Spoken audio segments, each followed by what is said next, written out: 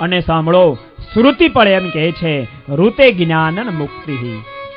જ્યાં સુધી જ્ઞાન ન થાય ત્યાં સુધી મુક્તિ સંભવિત ન બને. તમે વિદિત્વાતિ મૃત્યુ મેતિ નાન્ય પંથા વિદ્યતે નાય. પરમાત્માના સ્વરૂપનું જ્ઞાન સિવાય જીવાત્માના મોક્ષ માટે બીજો વિકલ્પ નથી. અને તેમ છતાં વિદ્વાનો, તમારી વાત જો તમે પકડી જ રાખતા હો કે ના ફક્ત નામ લેવા માત્રથી મોક્ષ થઈ જાય, તો હું તમને એમ કહું, તમારી પાસે છે એવી કોઈ સાબિતી? ફક્ત નામ લેવા માત્રથી કોઈનો મોક્ષ થયો હોય? અને હોય તો કહો વિદ્વાનો. અને એ વખતે વિદ્વાનોએ સ્વામીને કહ્યું છે, સ્વામી આપ કેમ બોલો છો? શ્રીમદ ભાગવતના 6 સ્કંદની અંદર વાત લખાણી છે. અજામેલે ફક્ત નારાયણનું નામ લીધું અને નારાયણનું નામ લેવા માત્રથી મુક્ત કક્ષાને પામી ગયો હતો. અને આટલા શબ્દ સાંભળતા સ્વામી મંદ હાસ્ય કર્યું. મંદ હાસ્ય કરીને સ્વામી કહે, વિદ્વાનો, તમને પૂરું ભાગવતજીનું જ્ઞાન નથી તો બીજું કયું જ્ઞાન હશે? તમે પૂરું ભાગવત પણ ધ્યાનથી વાંચ્યું નથી લાગતું, તમારું જ્ઞાન બધું ઉપર છલું લાગે છે. આપ એમ કહો છો કે નારાયણનું નામ લેવા માત્રથી અજામેલનો મોક્ષ થઈ ગયો, તો મારો પ્રશ્ન એ છે, અજામેલો નામ માત્રેણ મુક્તિમ પ્રાપેતિ ચેન્મતમ ગંગા દ્વારે કુતમ તરી યોગાભ્યાસમાચરે. એકવાર અજામેલનો મોક્ષ થઈ ગયો હતો તો પછી શા માટે 12 વર્ષ સુધી ગંગાના તટ ઉપર બેસીને સાધના કરી? બતાવો વિદ્વાનો. અને વિદ્વાનો ગુચવાના. સ્વામીને કે, હા સ્વામી, લખ્યું તો છે 12 વર્ષ સુધી સાધના કરી. સ્વામી કહે છે, વિદ્વાનો, જો મુક્તિ થઈ ગઈ તે એકવાર, તો પછી સાધના શા માટે? સ્વામી એ વાત તમને સમજાણી નહીં, પણ નામ નારાયણનું લેતાની સાથે મુક્તિ થઈ છે એવો શબ્દ પણ છે સ્વામી, તો એનું કેમ સમજવું? સ્વામી કે, સાંભળો, નામ લેવા માત્રથી મુક્તિ શબ્દનું સંબોધન છે એ તો એમના પાસ થકી મુકાયો. બાકી મુક્તિ તો 12 વર્ષ સુધી સાધના કરી ત્યારબાદ થઈ છે. અને આટલા શબ્દ સાંભળતા વિદ્વાનોએ હાથ જોડીને સ્વામીને કીધું, સ્વામી, જેનું નામ લેવામાં આવે છે એ સ્વરૂપનું જ્યારે જ્ઞાન થાય છે ત્યારે જીવાત્માની મુક્તિ થાય છે. અને આટલા શબ્દ સાંભળતાની સાથે મધ્યસ્થ રહેલા એવા ભાવ પુરાણ ઉભા થયા છે. હાથમાં ઝાલર લીધી છે, જોર જોરથી વગાડે છે, ઉત્તરે ઝાલા ઉત્તર ઝાલા. બોલો સહજાનંદ સ્વામી મહારાજ, સ્વામિનારાયણ ભગવાન. આજે આપણે વડોદરામાં નહીં, રતનપુરમાં વિજય કરવાનો છે. અને થાક લાગે થોડો ઘણો અમને લાગે, તમે તો નિરાતે બેઠા છો. અને આ લોકો ભાઈ રોજ રોજ નવું નવું જમાડે છે. જમીન થાક નથી લાગ્યો ને? તો જોરથી બોલજો, 2 હાથ ઊંચા કરીને જય જયકાર કરજો. બોલો સહજાનંદ સ્વામી મહારાજ, સ્વામિનારાયણ ભગવાન. સુરત મુનિ કે, પ્રતાપસિંહ, પહેલા જ પ્રશ્નની અંદર સ્વામીએ વિદ્વાનોને ઝુકાવી દીધા છે. એમ લાગતું હતું હવે સભામાં કોઈ પ્રશ્ન નહીં ઉઠાવે, પણ થોડી વારે હરિચંદ્ર વૈદ અને નારૂપંથ બંને મળી સ્વામીને પ્રશ્ન કર્યો, સ્વામી, અમે વાત સ્વીકારી લઈએ છીએ, એટલી વાત ફાઇનલ, અમે વાત સ્વીકારી લઈએ છીએ કે જેનું નામ લેવામાં આવે એનું જ્ઞાન પણ હોવું જોઈએ, એની સાથેનો મહિમા હોવો જોઈએ, એની સાથે પ્રીતિ હોવી જોઈએ, તો જ મોક્ષ થાય. એ વાતને સ્વીકારી લઈએ છીએ. પણ સ્વામી, ઘોર કળી કાળની અંદર ભગવાનનું પ્રાગટ્ય જ નથી થતું. ભગવાનનું પ્રાગટ્ય જ ન થાય તે પ્રગટ સ્વરૂપનું જ્ઞાન ક્યાંથી થાય? અને સ્વામી, જ્ઞાન વિના મહિમા ક્યાંથી સમજાય? પ્રીતિ ક્યાંથી થાય? અને સ્વામી, પ્રીતિ વિના શું, જ્ઞાન વિના શું? ઘોર કળી કાળની અંદર કોઈ મુમોક્ષનું આત્યંતિક કલ્યાણ જ ન થાય. અને આટલા શબ્દ સાંભળતા સ્વામી એની સામે પણ મંદ હાસ્ય કરીને જોયું છે. અને સ્વામી જરાક મોઢું મલકાયું. હરિચંદ્ર વૈદ નારૂપંથ બી સમજી ગયા આપણું આવી બન્યું. સ્વામીએ કહ્યું છે, કરે રે હરિચંદ્રજી, અમારા મનમાં તો એમ હતું ખરેખર તમે બધા બહુ મોટા વિદ્વાનો હશો એમ, પણ શાસ્ત્રાર્થ કર્યો ત્યારે ખબર પડી કે તમારું જ્ઞાન બધું ઉપર છલું હોય એમ લાગે છે. આપ શેને આધારે કહો છો ઘોર કળી કાળની અંદર ભગવાનનું પ્રાગટ્ય ન થાય? મહાભારત આપે વાંચ્યું છે. મહાભારતની અંદર માર્કંડેય મુનિને ભગવાને કહ્યું છે, આ ભૂમંડળ ઉપર મારા અનંત અવતારો થયા છે, જો અનંત અવતારો થશે. આપે ભગવદ્ ગીતા નથી વાંચી? ભગવદ્ ગીતાની અંદર સ્પષ્ટ ઉલ્લેખ છે, યદા યદા હિ ધર્મસ્ય ગ્લાનિર્ભવતિ ભારત અભ્યુત્થાનમ ધર્મસ્ય તદાત્માનં સૃજામ્યહમ પરિત્રાણાય સાધુના વિનાશાય દુષ્કૃતાન ધર્મ સંસ્થાપનાય સંભવામિ યુગે યુગે. હું તો દરેક યુગની અંદર પ્રગટ થાઉં છું. આપે શું રામાયણ નથી વાંચી? રામાયણની અંદર સ્પષ્ટ સંત તુલસીદાસજીને કલમે ઘટના લખાણી છે. જય હોય ધર્મ કે હાની, જય હોય ધર્મ કે હાની, જય હોય ધર્મ કે હાની, જય હોય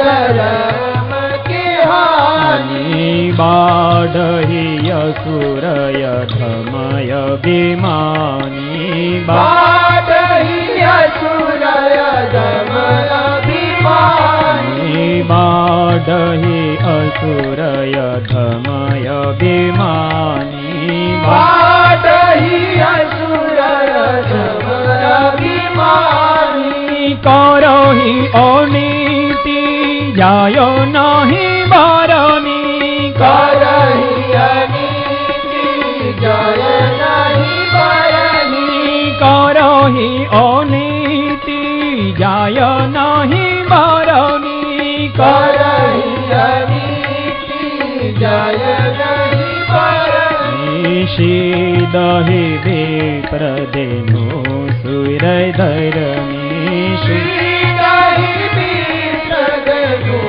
સુરય ધરની. તુલસીદાસજીની કલમ આપને યાદ નથી આવતી? જ્યારે જ્યારે ભૂમંડળ ઉપર અધર્મ વ્યાપે, ધર્મની ગ્લાનિ થાય, અનીતિ પથરાઈ જાય, કેવો અધર્મ કેવી અનીતિ, કરી અનીતિ જાય નહીં બરની, જેનું વર્ણન અસંભવિત બની જાય, ત્યારે ત્યારે શીદહી વિપ્ર ધ્યાનું સુર ધર્મ. સાધુ બ્રાહ્મણ ગાયો અધિકનું સંરક્ષણ કરવા માટે ભગવાન કેવું પધારું છું. આપે શ્રીમદ ભાગવત નથી વાંચ્યું? શ્રીમદ ભાગવતમાં સ્પષ્ટ ઉલ્લેખ છે, યદા યદા હિ ધર્મસ્ય ક્ષયો વૃદ્ધિશ્ચ પાપમની તદા તો ભગવાન નિશ આત્મનમ સૃજતે હરે. જ્યારે ભૂમંડળો પર અધર્મ વ્યાપે ત્યારે ત્યારે અધર્મનું સ્થાપન કરી ધર્મના સ્થાપનને માટે હું મારા એકાંતિક ભક્તની ઘેરે જન્મને ધારણ કરું છું. એક પછી એક અનેક શાસ્ત્રના પુરાવા જ્યારે સ્વામી આપવા માંડ્યા.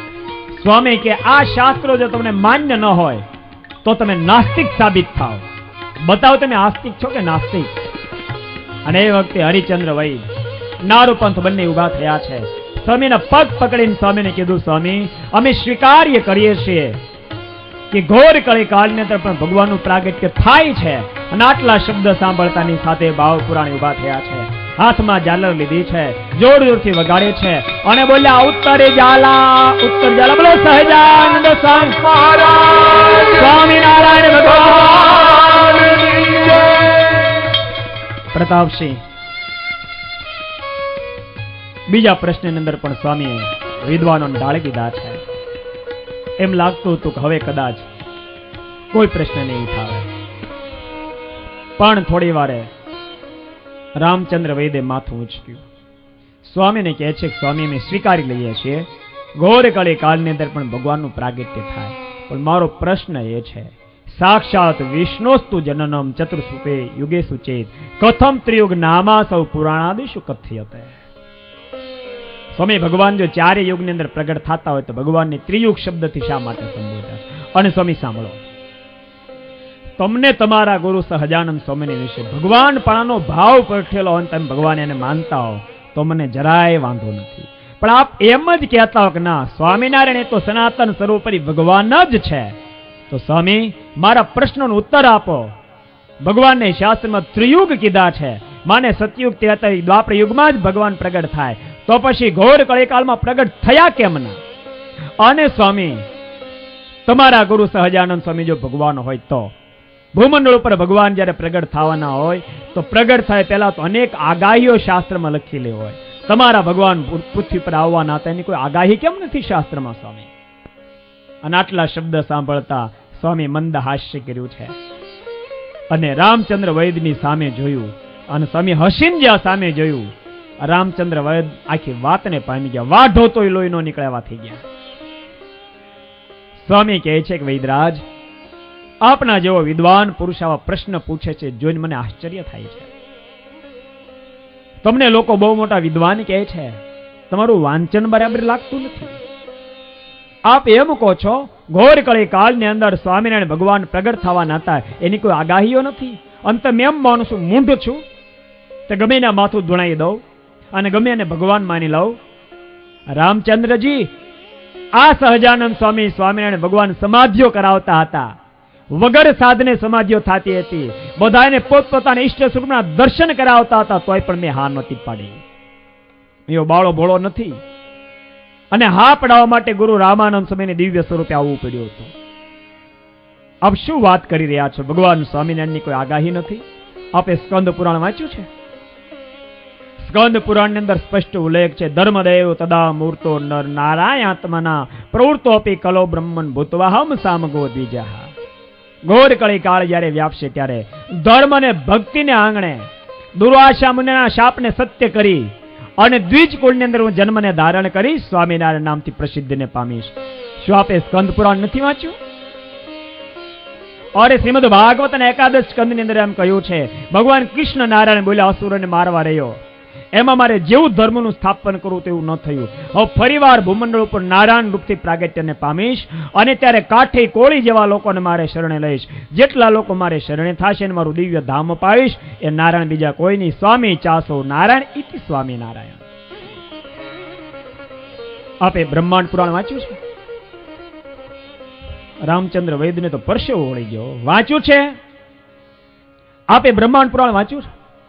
બ્રહ્માંડ પુરાણની અંદર સ્પષ્ટ ઉલ્લેખ છે, દત્તાત્રેય કૃત યોગો ત્રેતાયામ રઘુનંદન દ્વાપરે વાસુદેવશ્ચ કલો સ્વામી વૃષાત્મજ. ઘોર કળી કાળ જ્યારે વ્યાપશે ત્યારે ભગવાન પ્રગટ થશે. બ્રહ્માંડ પુરાણમાં સ્પષ્ટ લખ્યું કે સતયુગમાં દત્તાત્રેય રૂપે, ત્રેતાયુગમાં રામચંદ્ર રૂપે, દ્વાપરમાં કૃષ્ણ રૂપે કલો સ્વામી વૃષાત્મજ.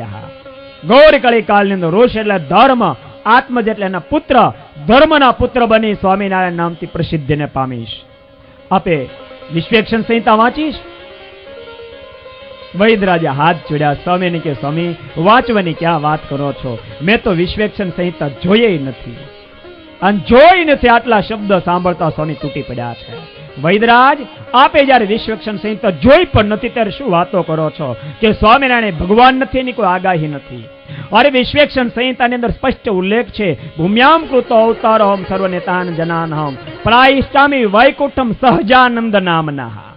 ઘોર કળી કાળ જ્યારે વ્યાપશે તેનો સહજાનંદ નામથી પ્રાગટ્યને પામીશ. હજારો આત્માને મારે શરણે લઈશ. જેટલા આત્મા મારે શરણે થશે એને મારું દિવ્ય ધામ અપાવીશ. આપે વિષ્ણુ પુરાણ વાંચ્યું છે? વૈદરાજના મનમાં તેમ થવા માંડ્યું, રજા જો આપે તો સભા છોડીને ભાગી જાવ.